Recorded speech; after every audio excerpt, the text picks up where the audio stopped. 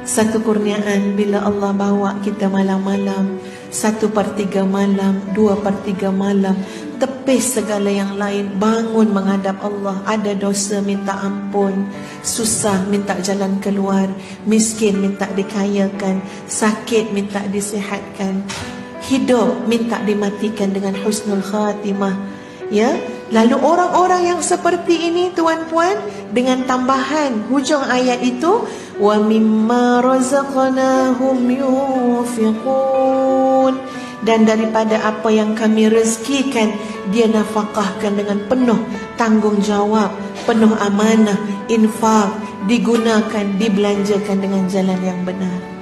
Orang yang seperti ini tuan-puan, dia berjuang dalam hidup dia berjuang. Kita tak boleh kata orang yang bangun malam, orang yang dermawan, itu keturunan dia macam tu, ustazah. Keturunan dia. Atuk dulu pun macam tu juga. Kita bayangkan macam mudah je, atas nama keturunan dia boleh buat. Tak, dia berjuang, mujahadah. Dia pun melalui proses jatuh bangun yang Allah Maha mengetahui. Dia pun ada takdir dalam hidup dia yang dia jalani. Itu urusan dia dengan Allah. Ya, dan dia bangun alhamdulillah dengan kurniaan Allah, dan dia mujahadah. Allah Maha Adil.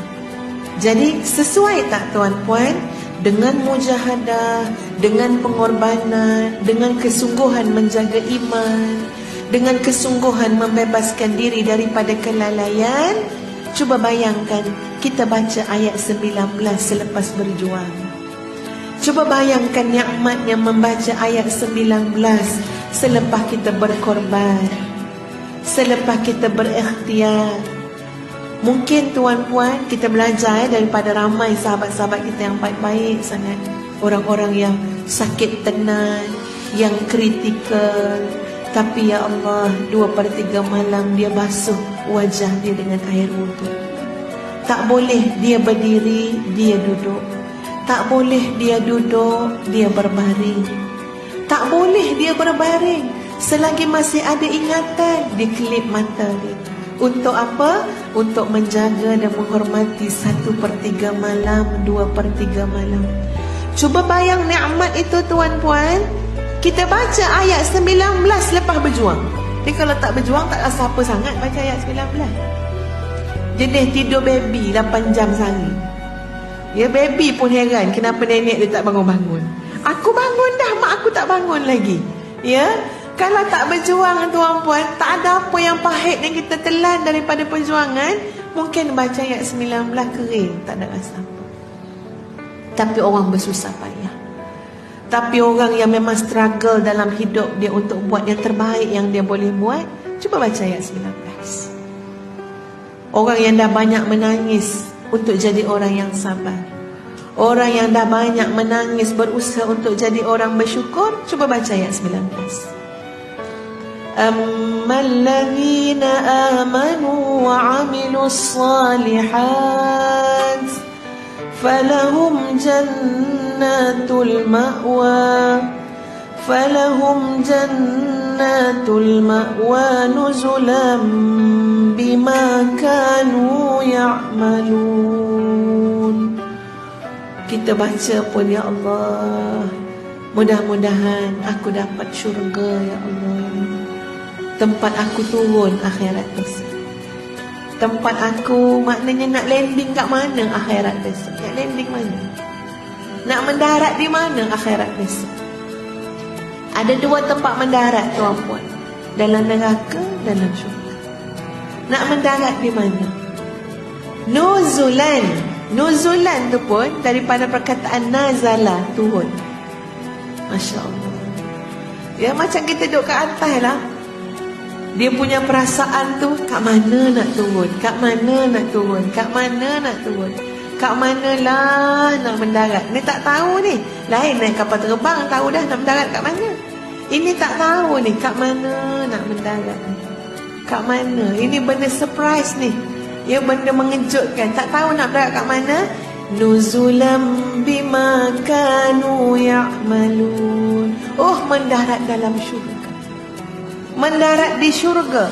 falahum jannatul ma'wa, bagi mereka kediaman-kediaman mereka adalah syurga, nuzulan, sebagai ganjaran mendarat kat syurga, turun di syurga, bima kanu ya'malun, dengan apa yang telah kamu lakukan, dengan apa yang telah dilakukan.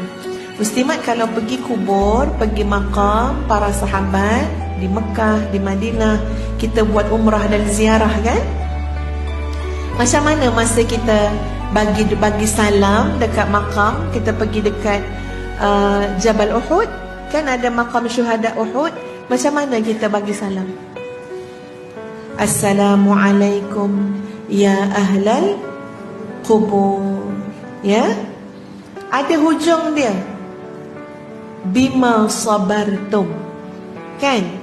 Ya, dengan apa yang kamu telah sabar.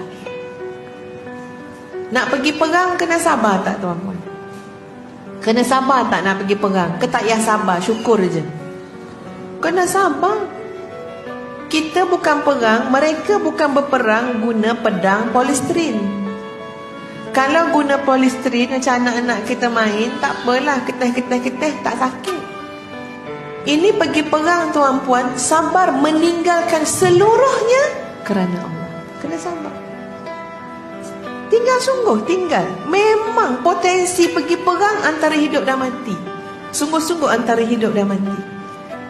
Kita bertemu dengan musuh yang memang berniat, yang memang kumpul segala ilmu kemahiran perang, kumpul segala tenaga, kumpul segala kemarahan dengan tujuan nak bunuh ni orang Islam. Memang tu tujuan. Tak ada tujuan nak shake hand ke, nak peluk-peluk ke, nak tanya hai apa khabar. Tak ada. Tujuan orang pergi perang, musuh tu betul-betul nak tengok kat mana leher dia, kat mana pangkal leher dia. Sebab nak putuskan pangkal leher dia. Bayang kita nak bertemu dengan musuh yang memang berniat nak penggal leher kita. Sabar atau tidak? Kena sabar. Sabar. Tinggal segala, babai anak isteri. Mungkin ada harta yang baru diusahakan, yang baru dinikmati, tinggal rumah, tinggal semua. Sekarang nak bawa body untuk menadah. Menadah apa? Kilatan mata pedang yang telah diasah. Kena sabar tak mengatur langkah? Kena sabar. Bahkan ada muslimat orang yang mati dalam medan perang, ketika mana sahabat nak santuni jenazah itu sebagai orang yang syahid, Nabi menafikan. Nabi kata tidak. Heran sahabat, kenapa tidak? Nabi kata dia tidak syahid. Bahkan dia bunuh diri. Kenapa dia bunuh diri? Dia tidak sabar menanggung sakitnya, luka-luka peperangan. Sakit tu, ya Allah, ya. Luka-luka tapi tak mati tuan-tuan. Luka yang sampai banyak. Tak sabar tu dengan luka-luka tu, tak tahan, bunuh terus. Cucuk terus pedang dekat dada. Nabi tahu, Nabi kata tidak. Dia mati bunuh diri. Sebab nak sabar dengan kesakitan tu, Masya Allah. Sebab tu kita jumpa, kita pergi ziarah makam syuhada Uhud, kita sebut bima sabar tu. Untuk kamulah syurga dengan apa yang kamu telah sabar. Ya, kita tak Allah uji seberat itu muslimat. Ini nasihat ustazah pada diri sendiri, pada para muslimat. Allah uji sikit-sikit, bagi sakit. Allah uji sikit-sikit, mungkin masalah ekonomi. Allah uji sikit-sikit, masalah hubungan interpersonal dengan orang ramai. Allah uji sikit-sikit, masalah anak-anak, masalah rumah tangga, masalah kerjaya. Allah uji semuanya pada kadar masa. Masa ni apa dia? Sentuh sikit je. Wa idza massahu syarru jazua. Apabila Allah sentuh benda tak berapa baik sangat pada diri dia, tak berapa berkenan. Wa idza massahu syarru jazua. Pedihnya tu teruk sangat. Nak tercaput rasa, jazua. Tension, depressed. Itu perangai kita manusia lah. Padahal masa sikit je aku bagi. Tak ada pun, tak ada bertalu-talu pun. Kalau sakit, bagi sikit je, bukan kritikal. Ya. Kalau masalah ekonomi, bagi sikit je, bukan miskin papa kedana. Kalau masalah anak-anak, bagi sikit je, bukan anak-anak 10 orang anak 10 orang penagih dadah tegar. Tak, 2 orang doktor. Bagi sikit je. Kalau masalah interpersonal dengan orang ramai, Allah yang tak suka dengan dia 2 orang je, 20 orang lagi suka. Semuanya wa idza massahu syarru, sentuh-sentuh sikit. Tapi stres, depres. Jadi saranan ustazah untuk diri sendiri dan tuan-puan, selalu ingatkan satu ayat. Ayat ini tuan-puan disebut oleh Nabi Ismail kepada ayahnya. Ya. Banyak yang dalam Quran Nabi-Nabi sebut ayat ni. Ayatnya ialah satajiduni insya'allahu minas sabirin. Tu ayat dia. Satajiduni insya'allahu minas sabirin. Kena selalu cakap ayat tu. Allah uji sikit, cakap satajiduni insya'allahu minas sabirin. Itu macam cakap kat diri sendirilah. InsyaAllah kamu akan dapati aku dari kalangan orang yang sabar. Itu sangat memujuk hati muslimat. Sangat pujuk hati.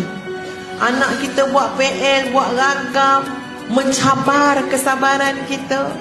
Rasa ya Allah, meluak-luak rasa nak marah, berhenti sekejap, cakap kat diri sendiri, satajiduni insya'Allah minas sabirin.